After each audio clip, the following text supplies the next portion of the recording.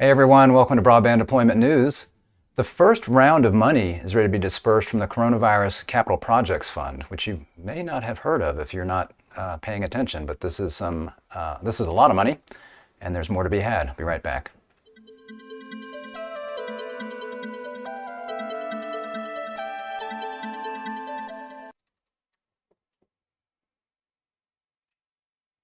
Hey, thanks for joining me. Rick Husey here with Zecorum. So the Coronavirus Capital Projects Fund is something that was passed as part of ARPA, the American Rescue Plan Act, which was out in March of 2021. So it's been quite a while, and there's a lot of money's been distributed through ARPA through their other program, a state and local fiscal recovery fund.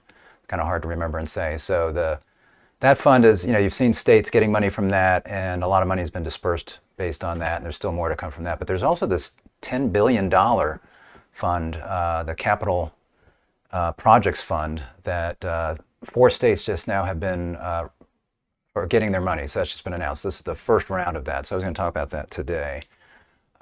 So we can look at this article here to start out with. Hang on one second. Let me fix something so I can read it.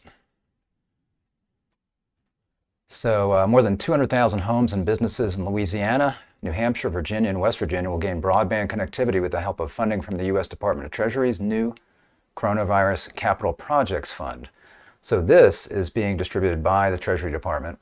So this is not through NTIA. So the other day I was talking about how many federal programs the accounting office, government accounting office, came out with a report that said there's over 100 federal programs that are either related to broadband or broadband dollars can come from that, and this is one of them, $10 billion.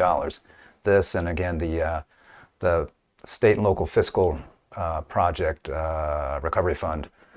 It's hard to remember. So that one also, again, that plus this, you got $10 billion in that other fund. The state and local one, there's like $350 billion. That not all of that was necessarily for broadband, but so this is a lot of money that is out there. So again, we've got $10 billion here through this.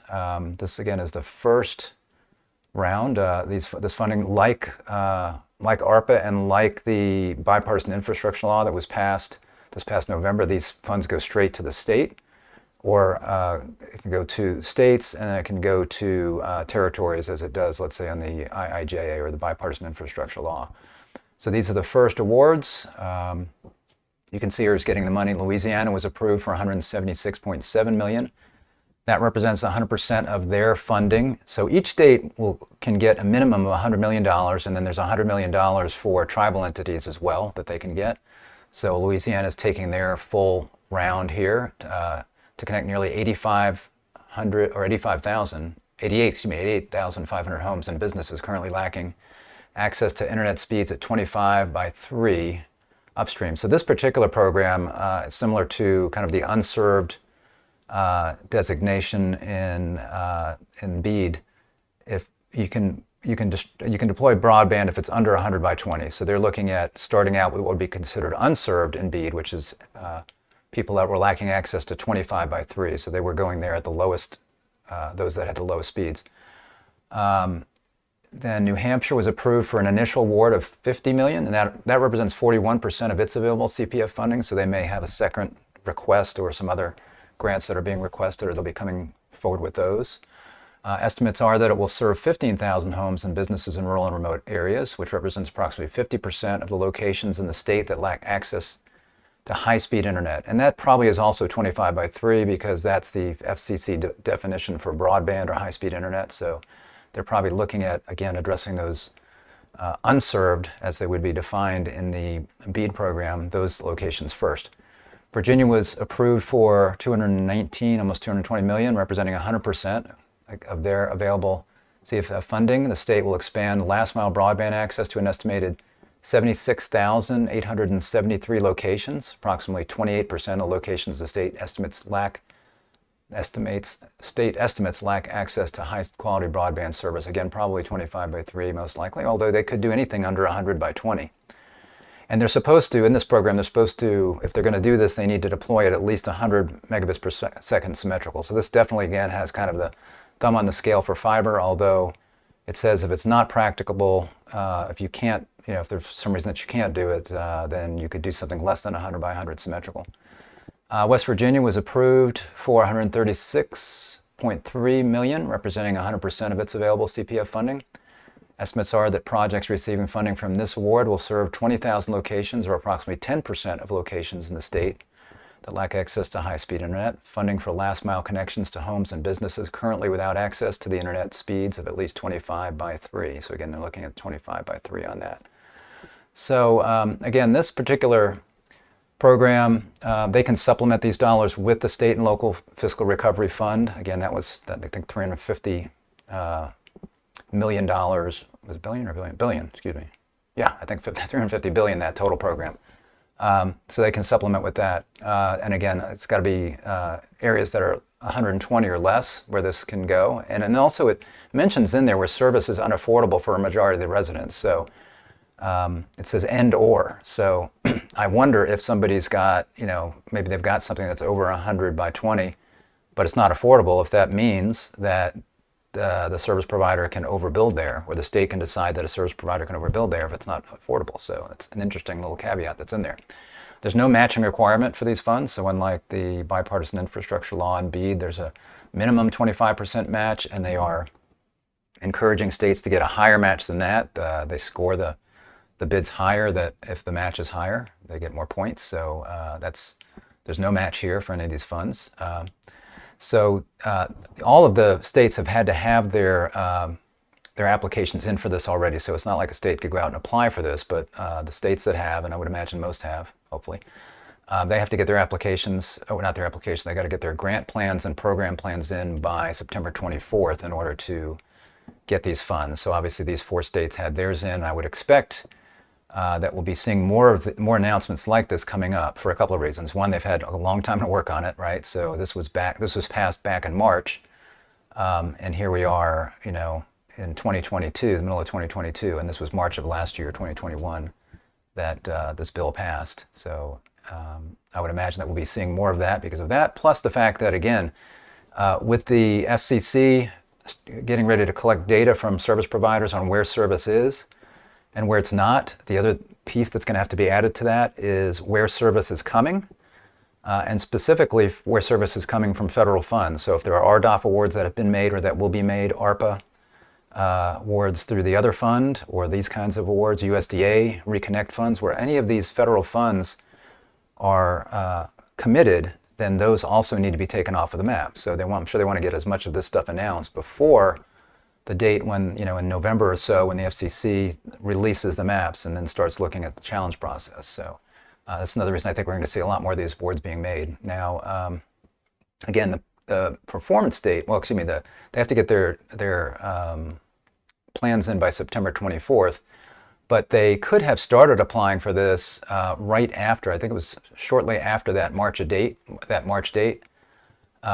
because the performance dates for this was March 15th, 2021. Again, that was just, I think it passed on the 13th.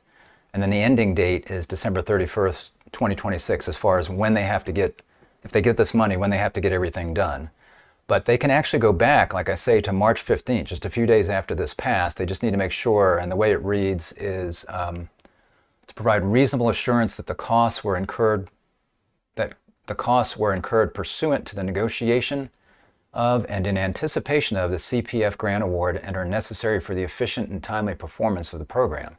So in other words, as soon as this bill passed, just a few days after, states could have been looking at this and saying, you know what, we want to get this. We know we're going to get a minimum of $100 million, and let's start planning on this. And they could start making expenditures, knowing that as long as they put a grant and plan together that would match what the department was looking for, the federal government was looking for, then they could go back and say, okay, well, we spent these dollars in March, April, May of 2021, and they have until December 31, 2026 in order to get this out. So I'm sure states were, going back. There was a certain amount of planning funds similar to the BEAD money where they've got, I think they had 5% that they could put towards planning and those kinds of things.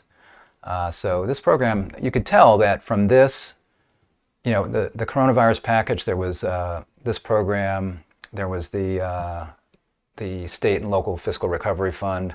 There was the, it actually wasn't in ARPA, it was in the Consolidated Appropriations Act, but there was the emergency broadband benefit, which became the ACP. So you can tell a lot of the stuff that passed on coronavirus, I think the Biden administration looked at that stuff. That was their legislation as well. So that multi-trillion-dollar bill happened. That was the coronavirus package. And then the bipartisan infrastructure law, they like to call it bipartisan because that one did have Republicans voting on it as well.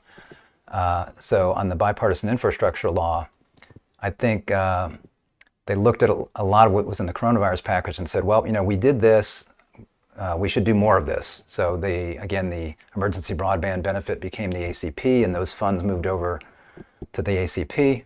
And then a lot of the way they're handling the bipartisan infrastructure law is the way, you know, some of the things that are being handled here as far as, you know, going to the states and having to do the grants. And there's no matching fund in this one, so they did the matching fund on ARPA, which made a lot of sense. But as I've said before, you know, again, there's lots of broadband programs out there, and I've said I think there's so much money out there. People are saying, well, you know, there's only $65 billion for broadband. You know, there's 40-something billion in the BEAD program. That's not nearly enough, but you forget, like in BEAD, there's a match in there. So it's at least 25% going to be on top of that. Plus, they're going to be probably getting a lot more of a match because of the incentive to do more match. Plus, you've got this money, you've got the other ARPA money that I think there's still money there. You've got USDA that got additional money as part of the Infrastructure Investment and Jobs Act. So there's a lot of money out there.